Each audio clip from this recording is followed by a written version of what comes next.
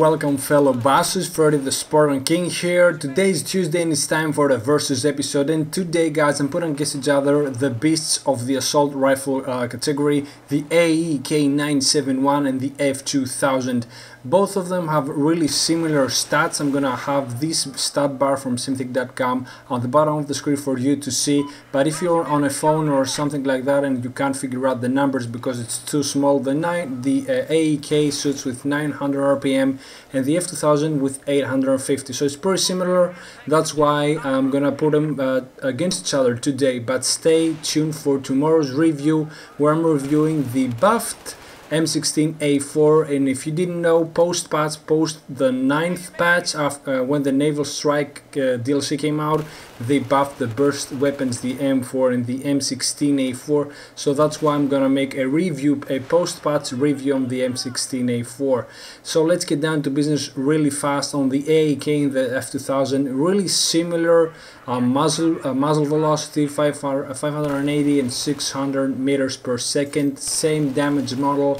We're gonna go to the reload times. The AK has a 2.3 second reload time, the short one, and the F2000 a 2.7, and the long reload time is 3.6 and 3.9. Pretty similar.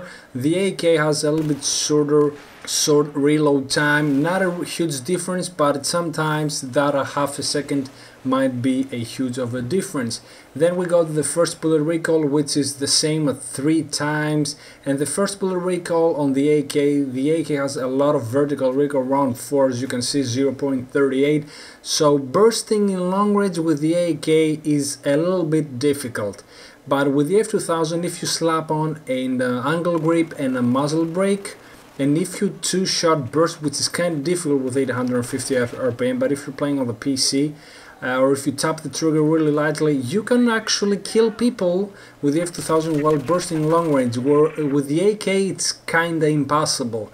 The F2000 though has a really annoying horizontal recoil, as you can see, 0.4 and 0.5. That means it recoils left and right like motherfucking crazy.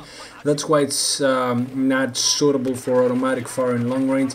But that makes it, with a compensator, if you slap on a compensator, that makes it a really good weapon for close quarter situations and kind of versatile to medium range. You're not gonna snipe anybody, that's for sure.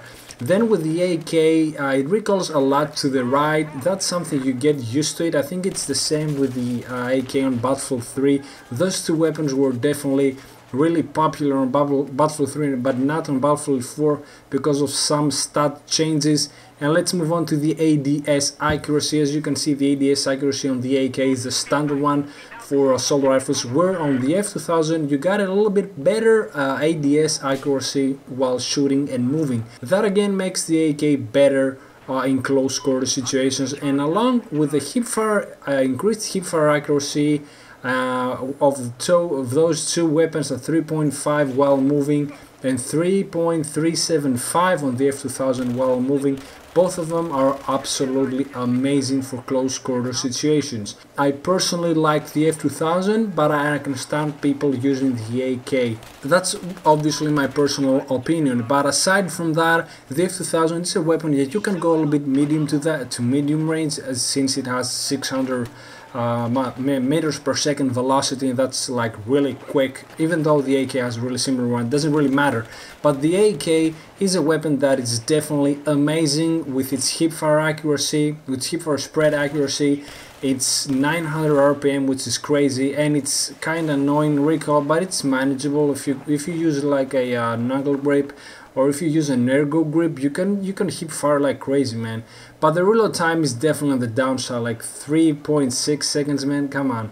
Even though the F2000 is one of my all-time Battlefield 3 favorites, it doesn't have the same feel it used to have. I remember in Battlefield 3 it was like really inaccurate, but it had something that you could trust this weapon. You could slap on a silencer and like go to town. That's not the case on Battlefield 4, as you can understand. The F2000, it's not that good, doesn't have that mobility feel, that really good mobility feel that it used to have in Battlefield 3, but it's still good. People stopped using it after they got bored of it, obviously, and I haven't seen a lot of people using the AK too. So I don't think I have anything else to say. I personally prefer the F2000, but for tight, close situations, and I would use the AEK-971, but the F2000 I love it because it has that weird 1.6 times scope that you can actually like hip fire and shoot somebody in long range too.